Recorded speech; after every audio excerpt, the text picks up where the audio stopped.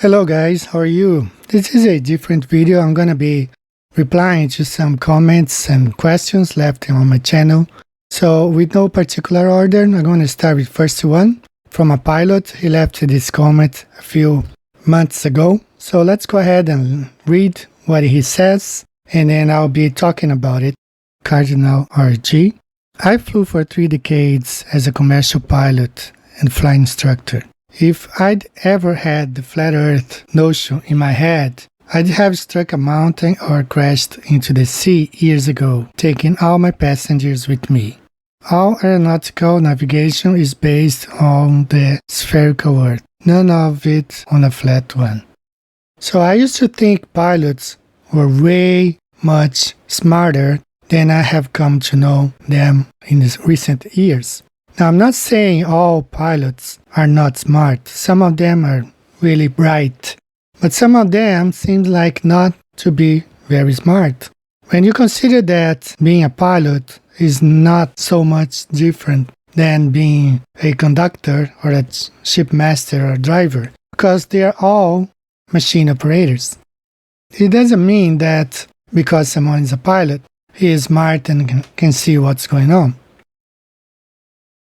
Proof that anybody can be a pilot. Back during the Second World War, when Brazil decided to enter the war fighting with the Allies, the US donated hundreds of airplanes to the Brazilian government, and they trained the pilots. There were few pilots, only not war pilots, but the American government sent hundreds of airplanes to Brazil and sent some pilots to train the Brazilian pilots, and in a few months they were flying airplanes. So there's not a science behind being a pilot. So I don't expect this guy RG to figure things out, because not many people do. Perhaps he didn't want to look at, because if he doesn't want to see the evidence, if he keeps his eyes shut, he's not going to see. He can spend 30, 40, 50 years doing one thing he will never going to see. There's a very interesting story in opera. It's called M. Butterfly. It's a story of a French diplomat who had been in a relationship for 15 years with a woman. And after 15 years, he finds out that the lady wasn't a lady, was a dude. I'm not going to tell the whole story, but there's a book written, but it's said to be based on a true story. And actually, the true story is that the guy was married to a woman for 20 years. He only found out that the person he was married with wasn't a woman after 20 years. So the evidence was there. He just didn't want to see. The same thing with this pilot. The evidence is there.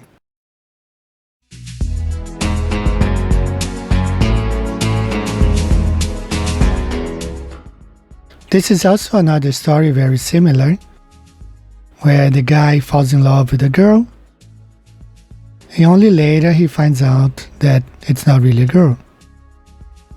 It was a little bit too late.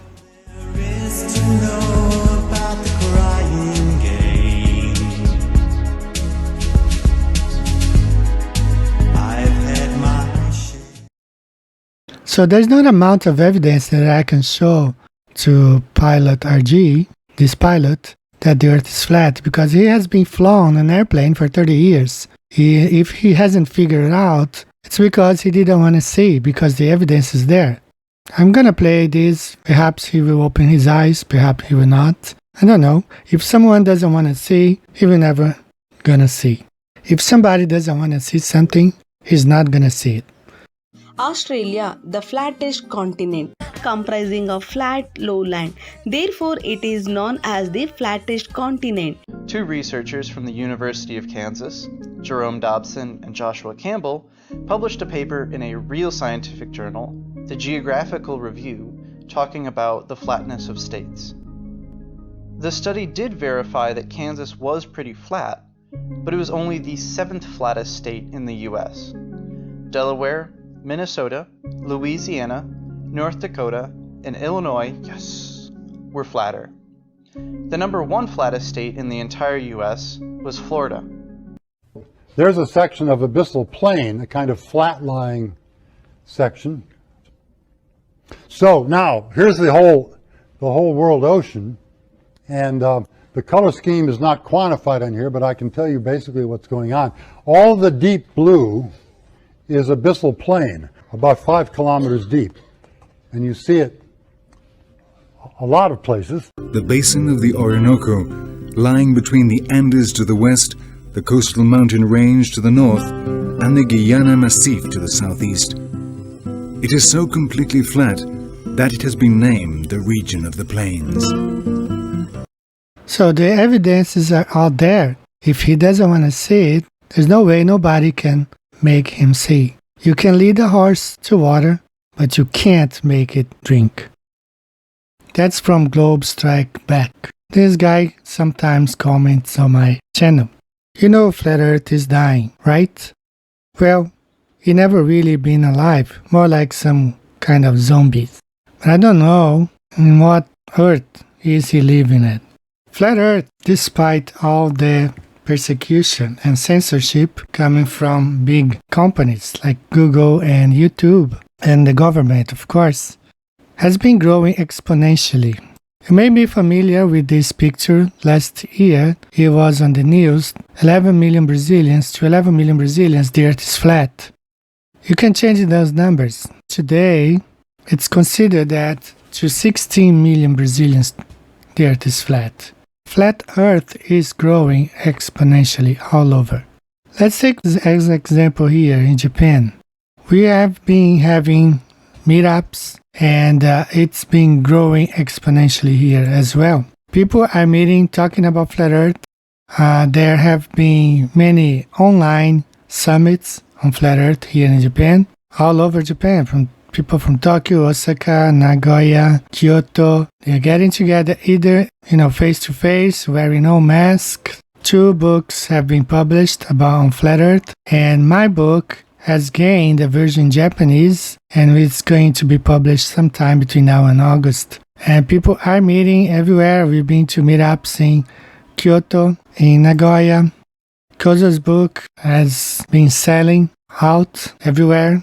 All major bookstores here in Japan are carrying this Flat Earth book. All major bookstores. And here's an example, the manager adding more books on display, so anybody can walk by and see, because Flat Earth is growing exponentially. So to say the Flat Earth is dying, it's one more of those lies that globe believers love. Lies. They love lying about moon landing, lying about curvature, lying about spinning of the Earth, and they just love lies. That's all they do, lie all the time. But on the contrary, Flat Earth is alive and kicking. The globe allows the persuasion of the nations. Why doesn't the Flat Earth allow the persuasion of the nations? Well, I think there is a spiritual side to this, of the cosmology. This is what I normally say. If you remember, in the Bible there is a story of the Tower of Babel, and the purpose was to build one tower so the people could be together. It was what they call globalization today. You could have called it Towernization at that time, because they wanted to be under one leader, Nimrod, and this tower represented that they would not be a part of each other, be united under one leader. So globalization means the same thing.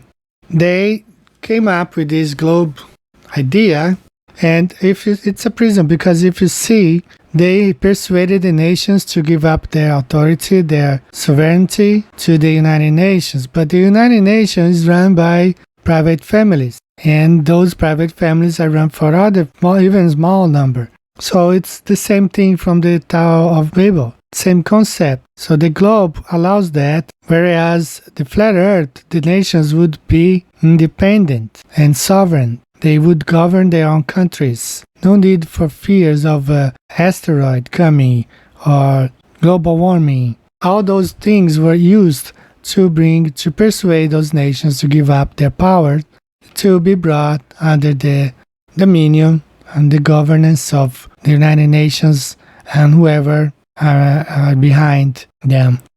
Flat Earth would be different. Flat Earth, that means independence for each nation, no globalization, of course, friendship between nations, but independence. Every country should be independent to do what they all wanted to do.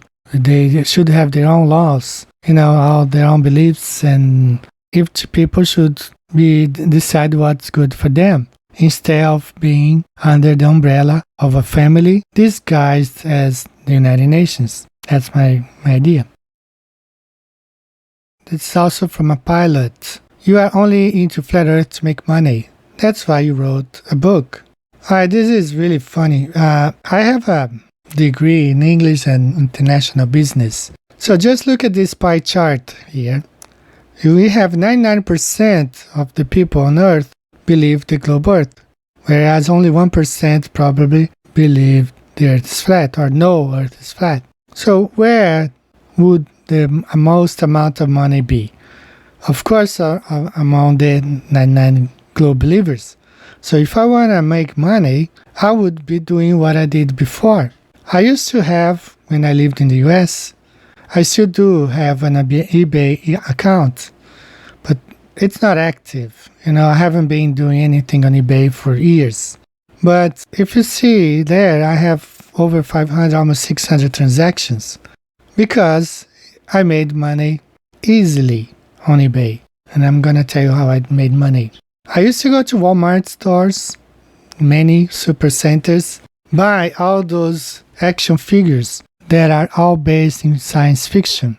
And I would buy them for $5 and sell them for $20. Now, how? Because I sold them overseas. I sold them to Brazil. And even in Japan, I sold to them. I sold for people all over the world because people love science fiction. They love science fiction. So if you want to make money, you sell science fiction items. Look at, for example, this Batman car. When it was released, die-cast 1/18 scale, Walmart had it on sale for $19.99. $19.99.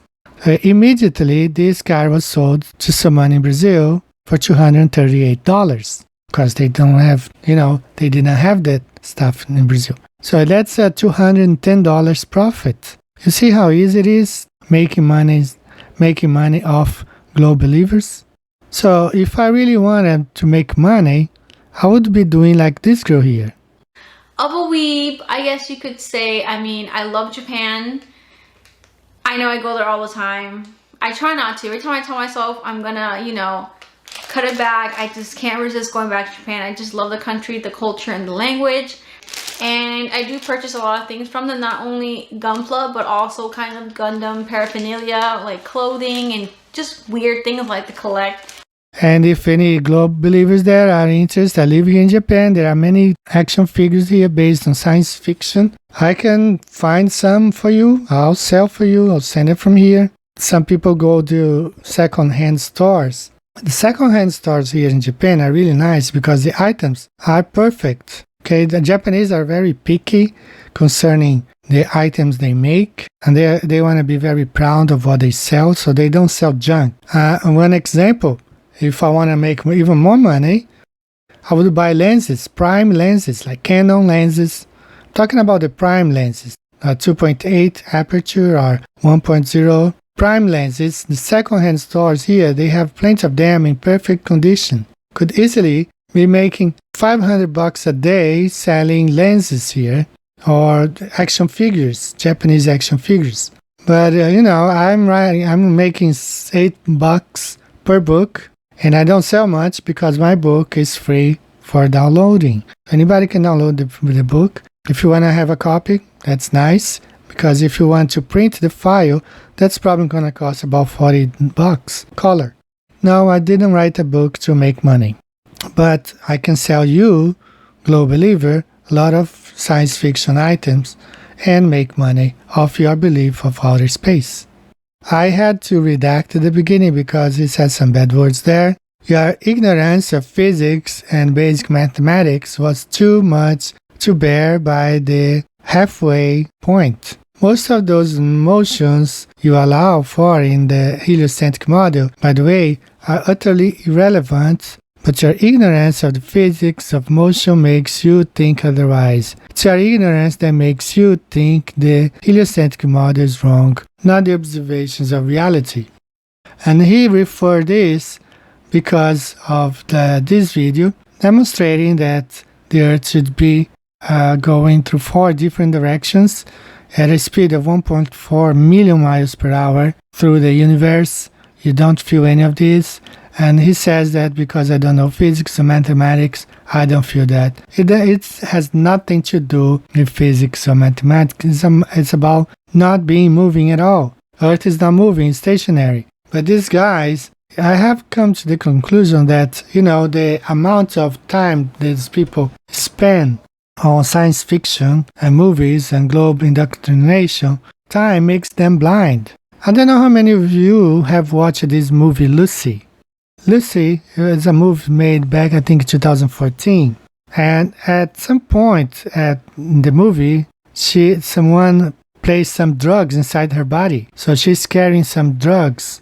In Brazil, not long ago, there was a guy, he came from Africa and he swallowed like 20 bags of cocaine. And he was going to board a plane to Europe. He was trying to bring that drug to Europe.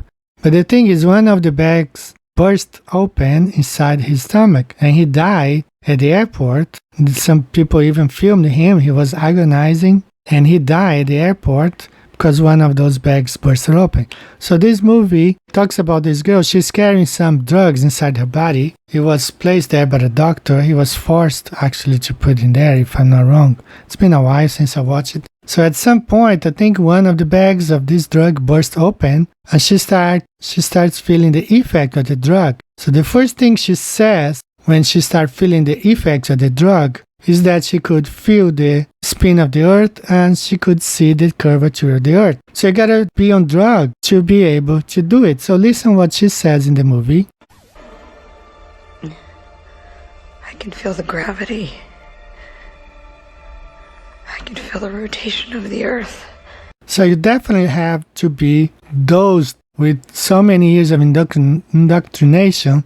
It's all in their imagination. It's all in their heads. So they've been drugged for so many years. They are in a permanent state of, it's like being drunk all the time.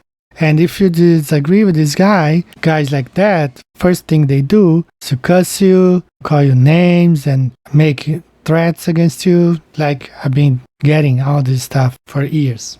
Hey man, am I driving okay?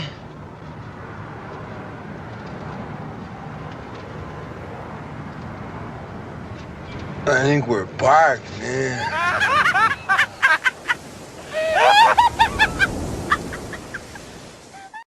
Hey guys, I'm getting to the end of this video.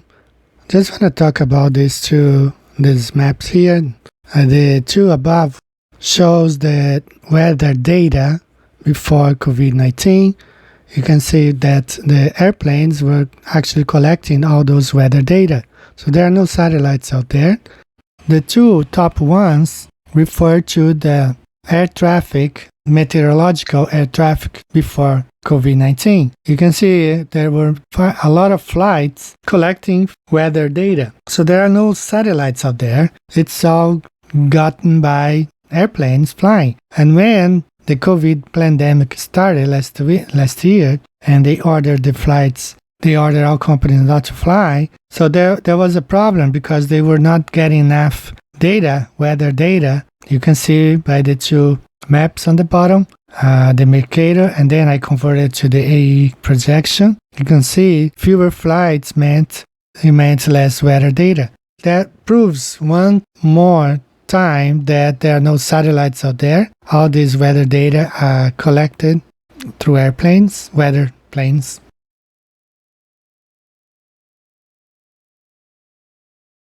I want to close this video. I'm going to leave here two videos for you to watch. One is the magnetic sun. I watched this video way before I was a flat earther. I found it very interesting. It didn't make much sense to me at that time, but now it does.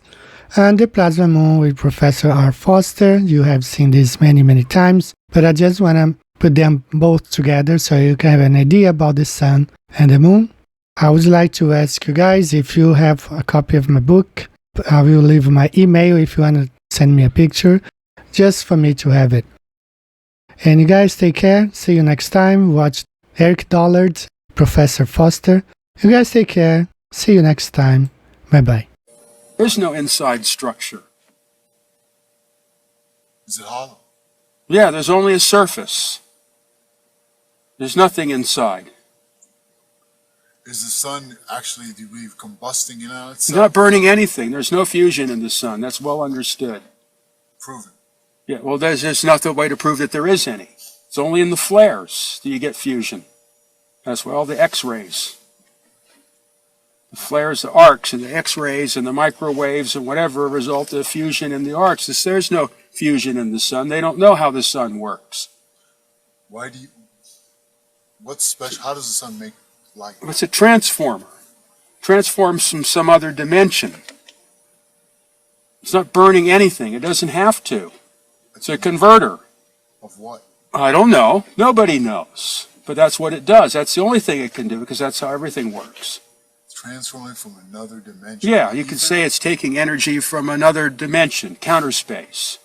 There's no energy, actually. You can't, most of it you can't even measure in outer space or see. You can't see. No, you can't see the sun in free space. So the sun is not visible in outer space. Not in free space. It's only invisible when gross matter becomes involved, like the Earth's atmosphere and envelope and the surface of the moon or whatever. That makes the light. Otherwise, there is no light. You can see the moon, you can see the Earth, but you can't see the sun or you can't see the stars. But you can see the planets and the Yeah, satellite. right. You can see material objects, but you cannot see the sources of light. There is no light until there's a material object. To reflect off. So that means there's no time delay. So the whole time delay thing is meaningless. It doesn't take light years. There are no light years because there's no light. So that means that the light you see from the distant stars isn't 4 million years old. It could be only minutes old. It could be instantaneous. All the theories collapse when you can't see the stars in outer space. We were never able to see stars from the lunar surface or on the daylight side of the moon by eye without looking through the optics. I don't recall during the period of time that we were photographing the solar corona what stars we could see. I don't remember seeing any. Billions, trillions, trillion, million, 400 billion suns. Billion, trillion, billion, trillions of orbiting snowballs. Billion, trillions, million, billion, million,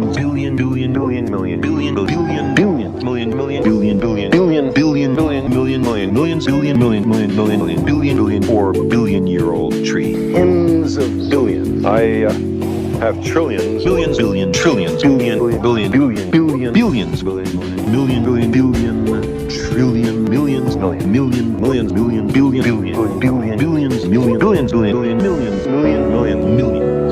billion years, 100 million. Well, now, one thing, you have a theory about the moon, and we expect to be able to get observable facts about the moon fairly soon. What is your theory? Well, it is by now rather more than a theory. 10 or 11 years ago, I stated to various scientists that the moon is not a piece of rock, but it is a plasma phenomenon, a cosmic plasma, and that this fact will eventually be confirmed. I made certain predictions which were already confirmed in 1958, and the situation now is coming close to a complete confirmation.